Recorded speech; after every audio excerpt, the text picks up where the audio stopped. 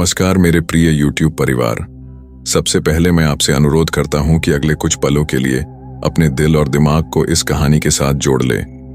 अपने ईयरफोन्स अच्छी तरह लगाएं ताकि आप इस कहानी की हर मोड़, हर पहलू और हर भावना को पूरी तरह से महसूस कर सके। अगर आप चैनल पर नए हैं तो सब्सक्राइब और लाइक करें वीडियो को। चलिए शुरू करते हैं इस दिलचस्प कहानी को। रात के 2 बज चुके थे।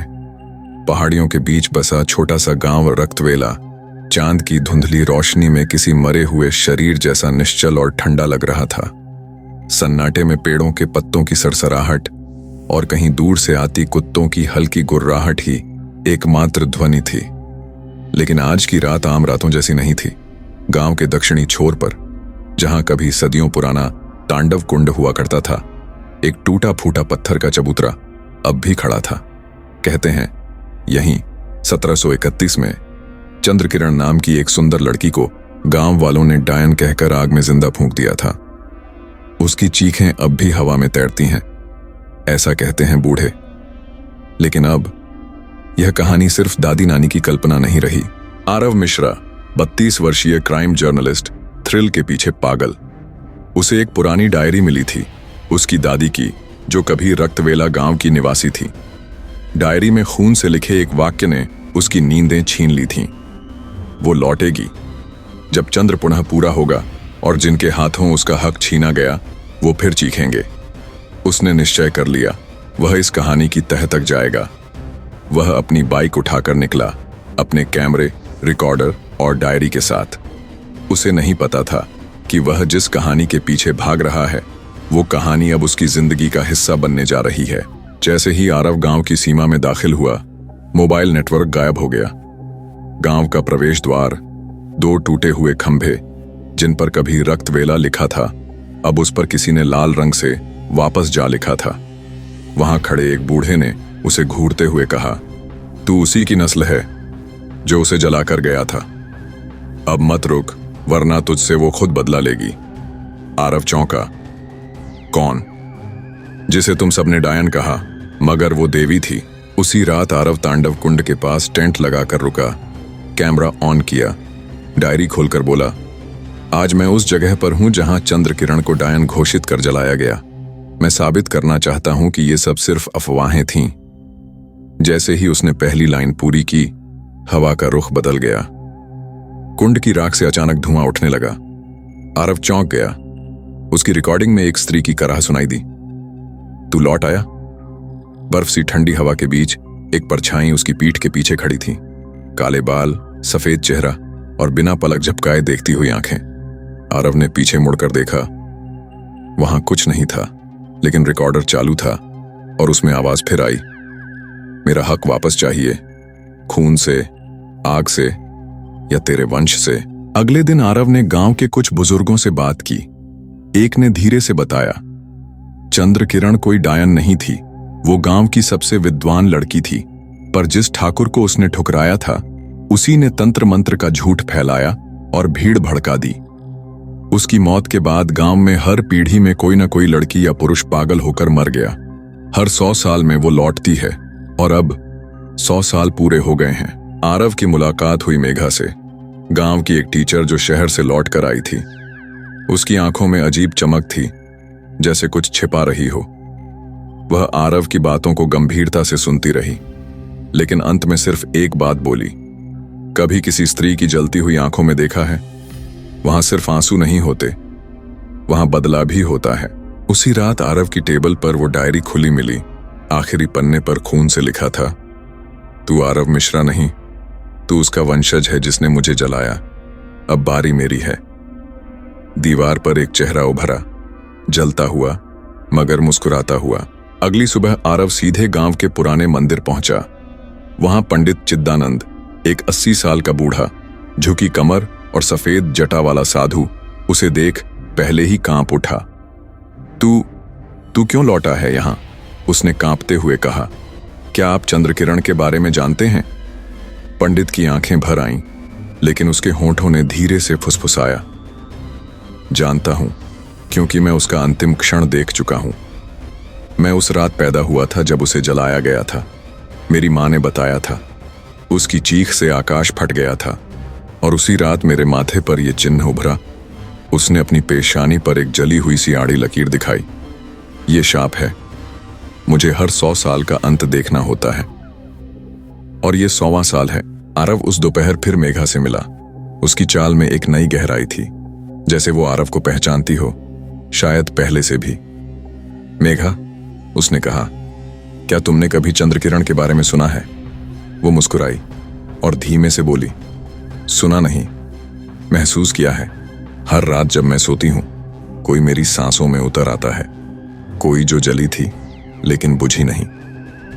क्या तुम जानती हो कि वो डायरी में जो लिखा है वो क्यों लिखा गया? मेघा ने गहरी सांस ली। शायद इसलिए क्योंकि कोई अपनी मौत नहीं भूली और कोई अपने पाप। उसी रात आरव और मेघा तांडव कुंड के पास पहुंचे। आरव रिकॉर्डिंग चालू करने ही वाला था कि कुंड की राख अचानक धधकने लगी। हवा रुक गई, पेड़ सिहरने लगे और वहां राख के बीच एक चेहरा उभरा, जली हुई त्वचा मगर आंखें रोशनी से भरी। मैं चंद्रकिरण हूं, मेरा न्याय अधूरा है, मेरा बदला बाकी है। मेघा कांप गई, लेकिन फिर भी उसने एक कदम आगे बढ़ाया और बोली, तुम्हारा बदला किससे है? उनसे जो मुझे जलाकर चले गए और उनके वंशजों से जो अब भी सांसें ले रहे हैं, और सबसे पहले उससे जिसका नाम है मिश्रा। आरव पीछे हटा। तू वही है, अर्जुन मिश्रा का वंशज, जिसने झूठा इल्जाम लगाया, जिसे मैंने प्रेम किया था, जिसने मुझे जलाया था। पंडित चिदानंद ने अगली सुबह आरव को बुलाया।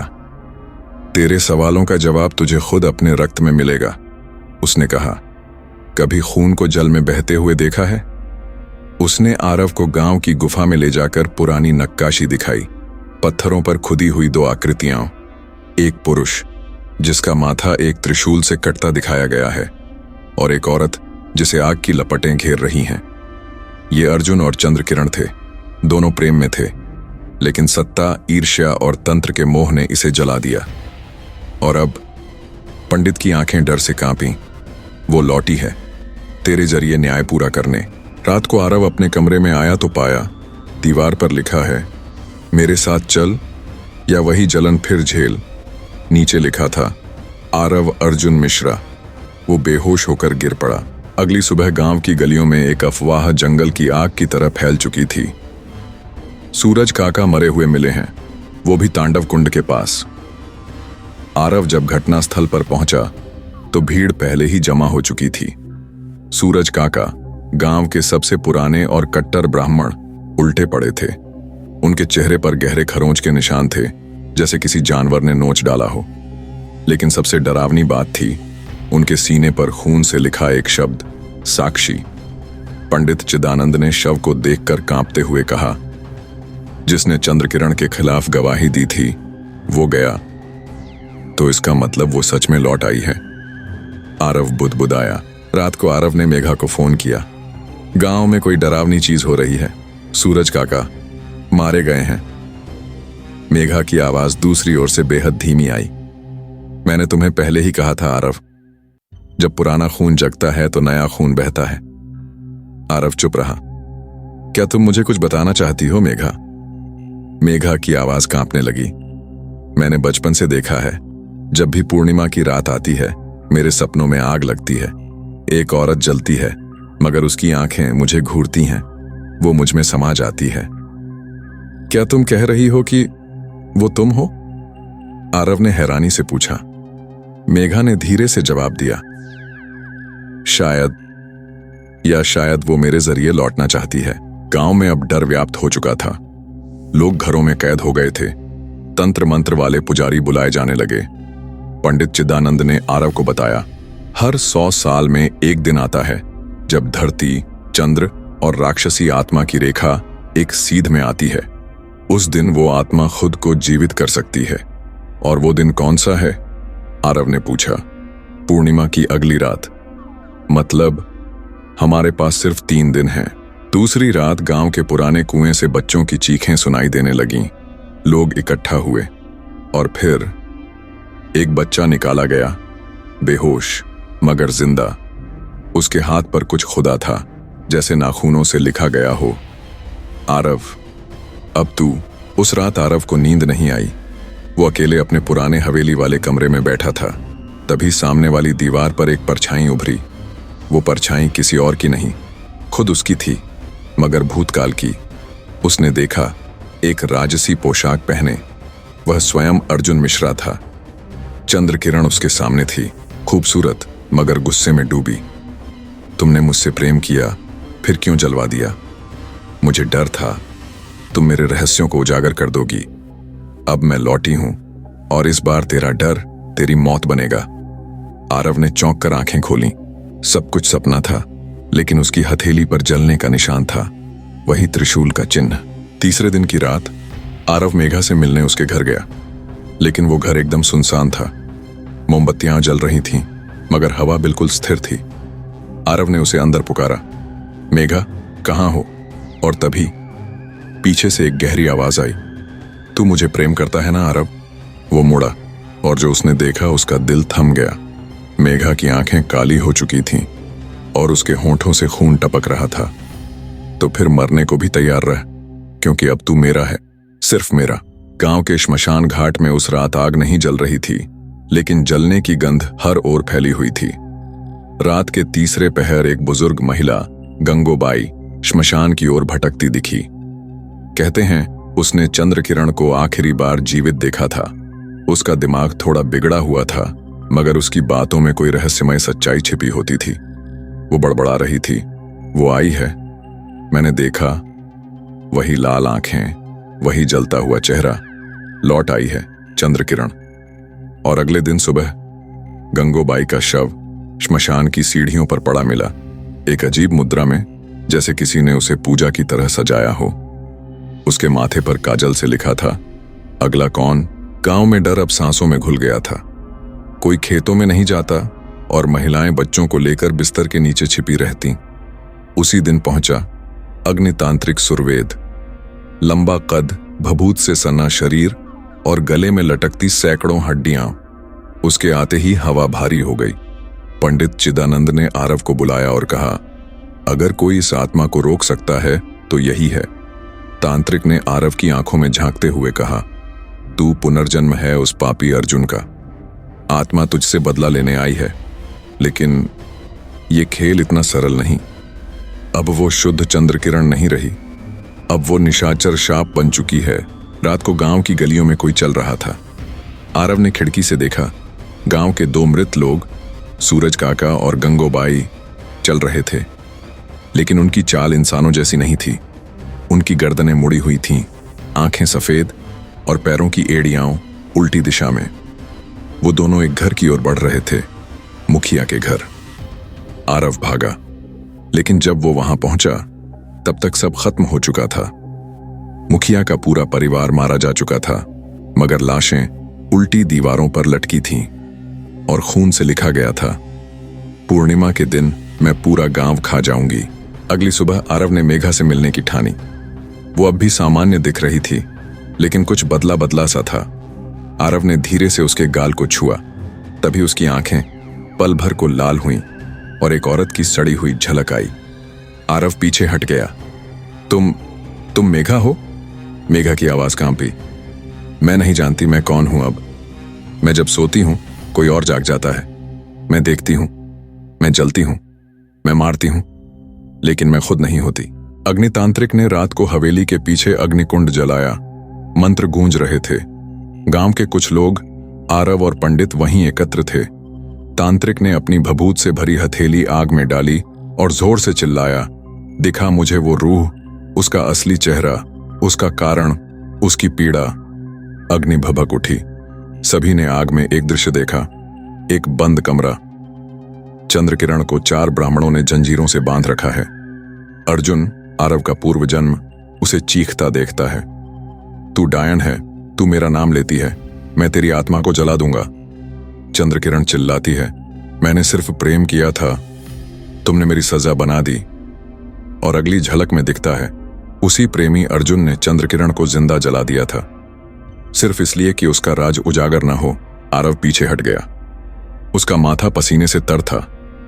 मैंने ये किया था? वो बुदबुदाया।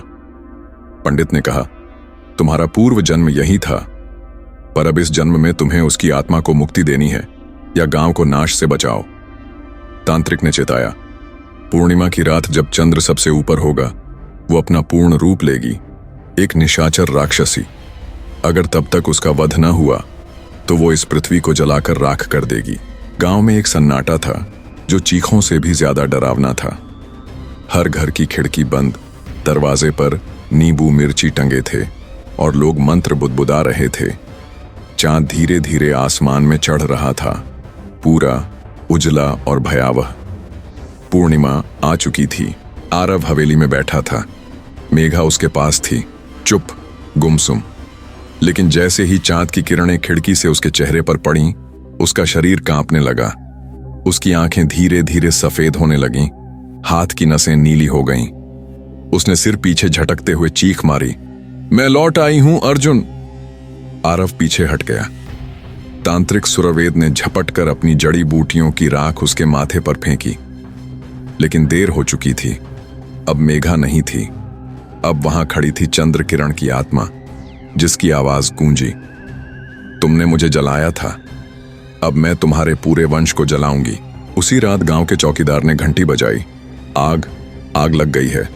लोग भागे, देखा मंदिर में आग भड़की हुई थी और मंदिर के पास पुजारी रामेश्वर की लाश उलटी लटकी थी।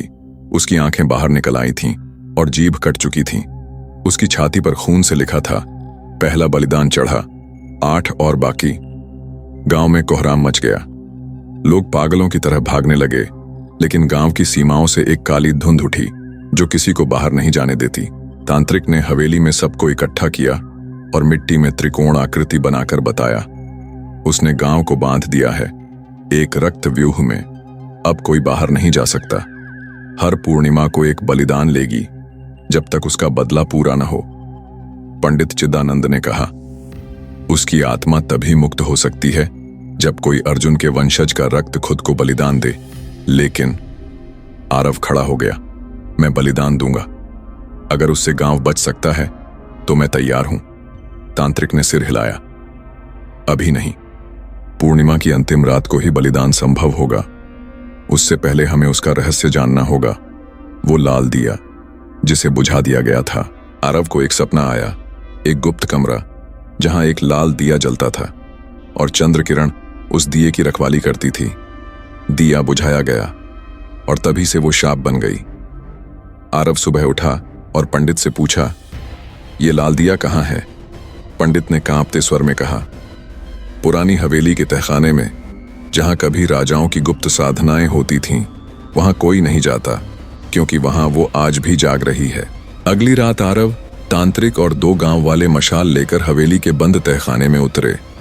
सीढ़ियां खून से सनी थीं, हर दीवार पर पुराने यंत्र मंत्र उकेरे गए थे और नीचे एक बहुत बड़ा चक्र बना था जिसके बीच में एक बुझा हुआ लाल दिया पड़ा था। तांत्रिक ने आंखें मूंद लीं, यही है मूल, इसी दिए से उसकी आत्मा जुड़ी है, इसे फिर से जलाना होगा, मगर बलिदान के रक्त से। आरव ने पूछा, क्या कोई और रास्ता नहीं? तांत्रिक की आंखें खुलीं, है, अगर हम उसकी पूरी कथा जान लें, अगर हम उसकी मृत्यु की असली वजह समझ लें। उस रात मेघा अचानक फिर सामान्य हो गई। उसकी आंखों से आंसू बहने लगे। उसने आरव का हाथ पकड़कर कहा, वो तुम्हें मारना नहीं चाहती, वो चाहती है कि तुम सच स्वीकारो कि तुमने प्रेम का अपमान किया था, कि तुमने पवित्रता को भस्म कर दिया था। अगर तुमने उसकी पीड़ा को नहीं समझा तो अगली पूर्णिमा तक कोई नहीं बचेगा। फिर उसकी आंखें फिर से पलटीं और वो बेहोश हो गई। अगली सुबह हवेली की एक दीवार पर खून से लिखी इबारत मिली, मेरा दोष नहीं था, फिर भी मुझे जलाया गया। तांत्रिक सुरवेद ने देखा और कहा, यह आत्मा अब केवल बदला नहीं चाहती, यह चाहती है कि सच उजागर हो। आरव के मन में हलचल मच गई। वह सोचने लगा, क्या मेरी वंश परंपरा ही इस सब का कारण है? तहखाने में एक टूटी हुई दीवार के पीछे एक पुरानी पोथी मिली, सड़ी गली, मगर उसमें चंद्र किरण का नाम अंकित था। पोथी के पन्नों में लिखा था, राजकुमारी चंद्र किरण ने दीक्षित होकर रक्तदीप साधना की। वह पवित्र थी, दिव्य थी, लेकिन युवराज अर्जुन ने उसका प्रेम ठुकराया और उसके ऊपर दुष्कर्म का आरोप लगवाया। उसे जीवित जलाया गया। आरव की सांसें थम गईं।